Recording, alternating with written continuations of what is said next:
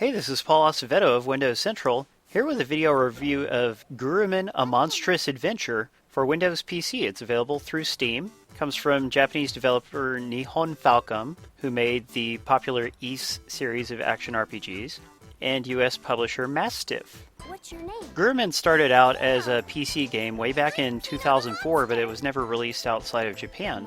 Then they created a PSP version a few years later, which did come to America and English markets.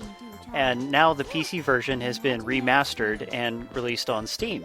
It has some new graphical improvements like improved lighting and anti-aliasing, 1080p support, controller support.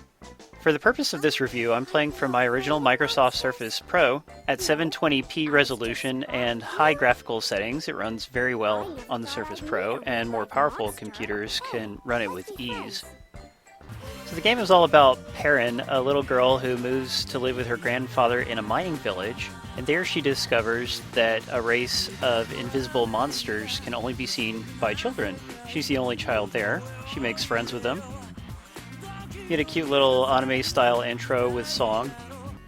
And eventually the peaceful monster village is threatened by an evil group of monsters called phantoms. It's a charming little story, perfectly kid-friendly, although it shouldn't put adults off too much. All of the main cinema sequences are fully voice-acted. Talking to people in towns and stuff is not voice-acted. Although the voice acting cast includes a lot of big names, the dub comes from 2007, and it's honestly not all that great. Most of the actors don't do a very good job, and the lip syncing is off. But at least we can understand the game and engage in this charming little Japanese adventure. Perrin can move around town buying different items and talking to NPCs. Then she can go to the overworld. There she can access a number of levels depending on how far she is in the story. Each of these levels gives you a rating when you beat them, and the better ratings also give you medals which you can then trade in for different unlockables, so you have a good incentive to replay levels and master them. You can also earn money in junk parts mid-level, and the money goes to buy different healing items and upgrades. The junk parts are specifically for upgrading the different masks and helmets that Perrin can wear. These give her bonuses like protection from water, or gas, or traps. Gurumin is a 3D platformer. This is kind of a genre that we don't see much of anymore, and it's very much a 32-bit style of game. You run through these expansive levels, breaking jars for money, fighting enemies, looking for secrets. There's some light puzzles, plenty of combat, and the combat starts out pretty easy, but it gets a lot harder as you get farther into the game.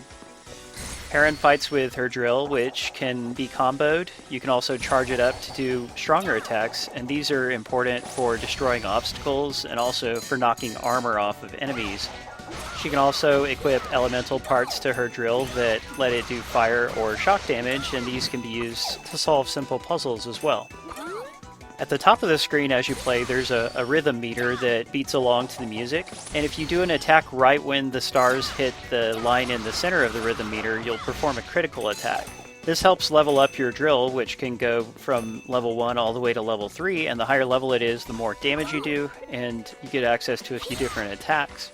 Actually, watching the rhythm meter while you play is largely unnecessary. I find that it's not a very well-developed mechanic. I just ignore it. Gurumin can be played with either a mouse, a keyboard, or a controller. If you play with a mouse, you do all the controls with the mouse. And if you play with the keyboard, you do all the controls with the keyboard, so that's kind of unique. I don't really recommend the mouse control, but it's nice to have as an option. The best way to play, in my opinion, is with a controller. You can use Xbox controllers or other kinds. There are a few little control issues that I have to complain about. The on-screen tutorials only reflect mouse and keyboard controls, so that can be a little confusing when you're using a physical controller. Camera rotation is handled by buttons on the controller. You cannot map it to the right analog stick, which is kind of archaic. And there's a few parts in the game where you have to have a keyboard to progress, such as when you enter your name, and especially when you have to answer a riddle later in the game. These are things that you should be able to do with just a controller. Like if you're playing with a tablet, you only have one USB port, you plug in a controller, then you can't use the keyboard at the same time, right? So that's a little bit inconvenient. Otherwise, the game plays very well on Windows 8 tablets, as I mentioned earlier.